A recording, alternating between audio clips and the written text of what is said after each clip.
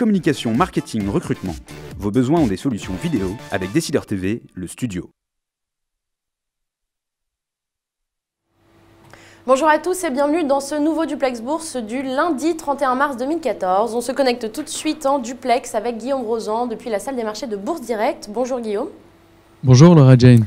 Alors tout d'abord on va revenir sur la clôture en hausse vendredi à Wall Street. Le Dow Jones gagnait 0,16%, le Nasdaq s'accordait à 0,11% et le S&P 500 gagnait quant à lui 0,46%.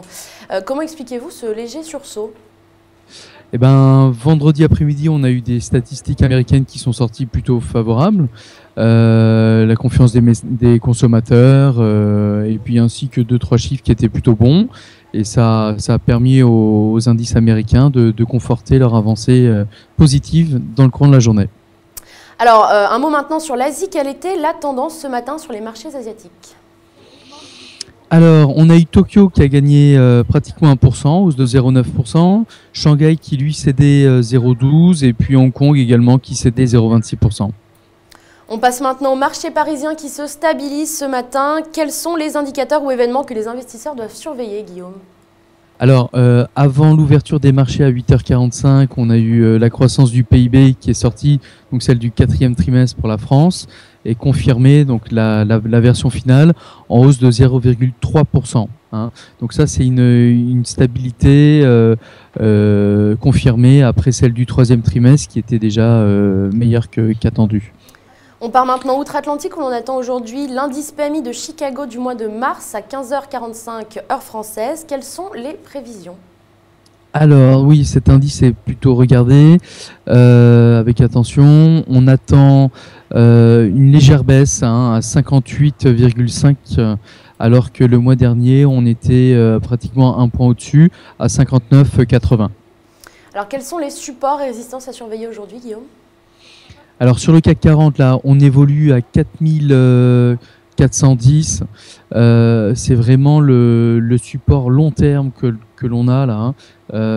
Donc c'est un point très important à surveiller aujourd'hui. Il faudrait qu'on arrive à maintenir ce cap. Si on arrive donc à le maintenir, on pourrait avoir une extension à 4450, voire 4490. Et puis, donc, en cas de problème, mais on ne pense pas qu'il y en ait avant jeudi, date à laquelle la BCE va parler, on pourrait revenir sur les 4380, voire les 4344. Alors, du côté des valeurs, c'est Alstom qui est à l'honneur dans les salles de marché ce matin. Comment évolue le titre actuellement ? Oui, alors Alstom, jeudi dernier, avait annoncé qu'elle était en coopération avec la SEC aux États-Unis sur des suspicions, alors c'est que des suspicions, il n'y a rien d'avéré pour le moment, sur des suspicions de pots de vin, donc là tout de suite ça avait affolé le marché, le titre avait perdu 5% en séance, en tapant légèrement en dessous des 19 €, et là on s'aperçoit que vendredi déjà on rachetait du papier, vendredi, aujourd'hui également, aujourd'hui Alstom est en hausse plus 1%, c'est pratiquement le numéro 1 du CAC 40 aujourd'hui. Voilà, donc si on fait un focus en arrière depuis 2012, on s'aperçoit que sur une base 100, si on prend les valeurs Siemens, ABB et Alstom, il y a un peu plus d'un an et demi, sur une base 100, donc on s'aperçoit que ABB et Siemens sont aujourd'hui à 120, et que Alstom est autour de 65. Donc il y a vraiment un potentiel de rattrapage. Donc mis à part ce problème de déontologie interne, c'est vrai que la valeur a quand même un sacré potentiel.